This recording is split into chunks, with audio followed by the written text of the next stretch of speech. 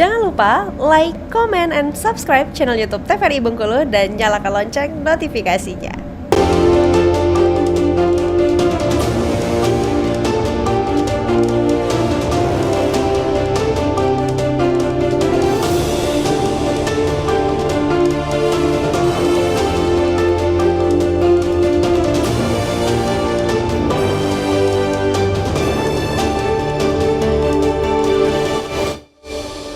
Pemirsa TVRI Bengkulu, Anda kembali menyaksikan Berendo masih bersama saya Afriko Zuhri, tentunya bersama dengan narasumber yang hadir di studio TVRI Bengkulu kali ini dengan Bu Gus Fevinalti selaku akademisi dari Universitas Bengkulu dan juga Pak Pahamsyah selaku Ketua Bawaslu Provinsi Bengkulu.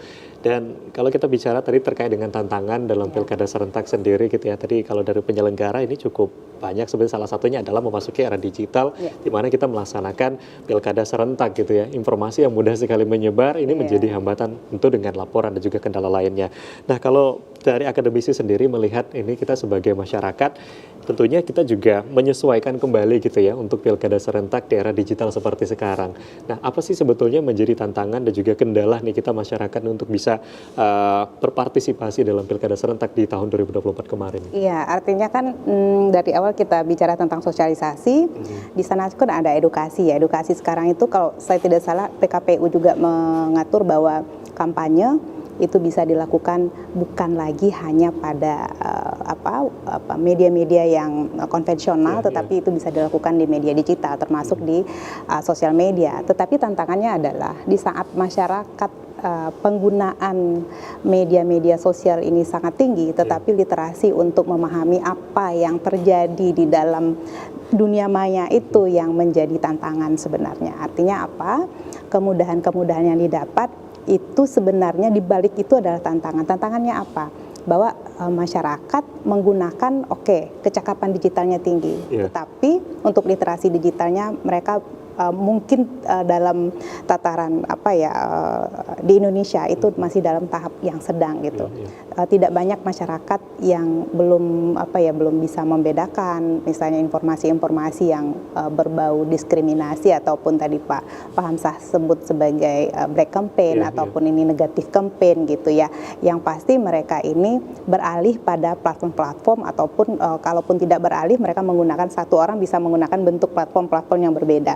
Nah, di akademisi atau di dunia kampus, kajian-kajian seperti itu sudah sangat menjadi perhatian ya. Kenapa? Karena tantangan dalam pilkada itu sesungguhnya adalah bagaimana perilaku masyarakat. Selain partisipasi masyarakat, bagaimana perilaku masyarakat atau preferensi politik yang mereka dapatkan.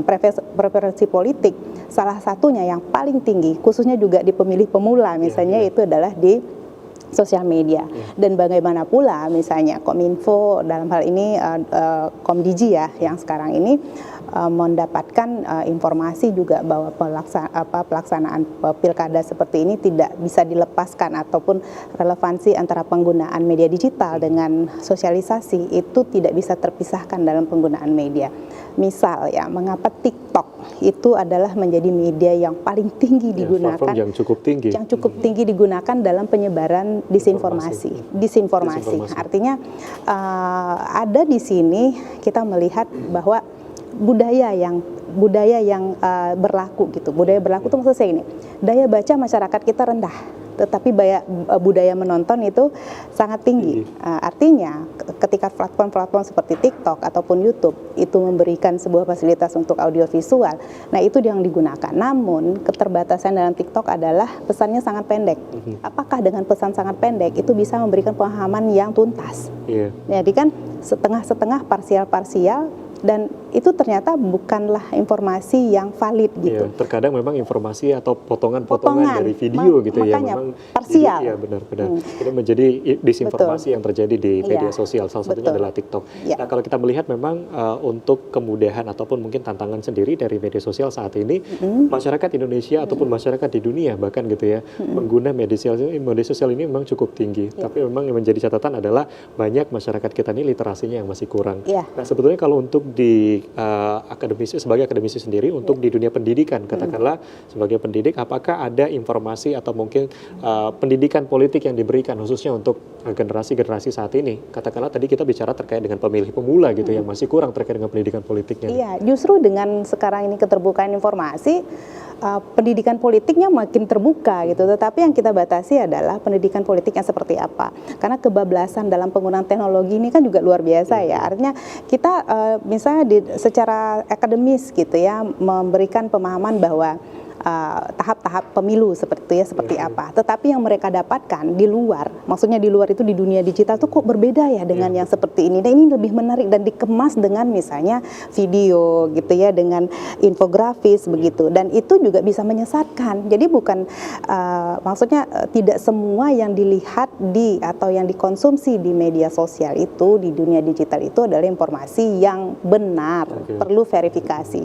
Kan sangat sedikit orang yang melakukan verifikasi. Benar nggak? Ya kan? Sebagai konsumer, tapi tidak sebagai verifikator gitu loh. Jadi memang informasi yang beredar pun juga harus diverifikasi. Betul, gitu ya. Apalagi informasi tidak hanya, tadi kalau kita bicara soal platform media sosial ini tidak hanya TikTok, tetapi dari Instagram, kemudian dari WhatsApp. Apalagi kalau di WhatsApp ini kita bicara banyak nih di grup-grup WhatsApp tertutup, gitu ya, banyak sekali tertutup. informasi yang mendapat. Nah, kalau dari penyelenggara sendiri sebagai Bawaslu untuk memantau untuk pilkada serentak sendiri kemarin seperti apa? Katakanlah tadi kita bicara terkait dengan black campaign gitu ya. Informasi-informasi yang disinformasi seperti ini seperti apa dari penyelenggara sendiri untuk mengawasinya? Kalau Bawaslu kan kita punya instrumen ya, kita punya penyelenggara sampai di tingkat bawah. Bahkan kalau sampai hari H itu sampai di PTPS. Ada 3.452 TPS, berarti ada 3.542 penyelenggara pemilu, pengawas TPS yang terjun di sana. Kemudian bagaimana peran Bawaslu lah ketika bicara tentang black campaign, tentang begitu menyaringnya bagaimana. Kalau usaha Bawaslu luar biasa, kita dengan Mavindo ya, Ibu ini kan salah satu kolaborasi ya, kolaborasi dengan Mavindo yang beliau ampuh, walaupun hari ini hadir sebagai akademisi UNIP kan.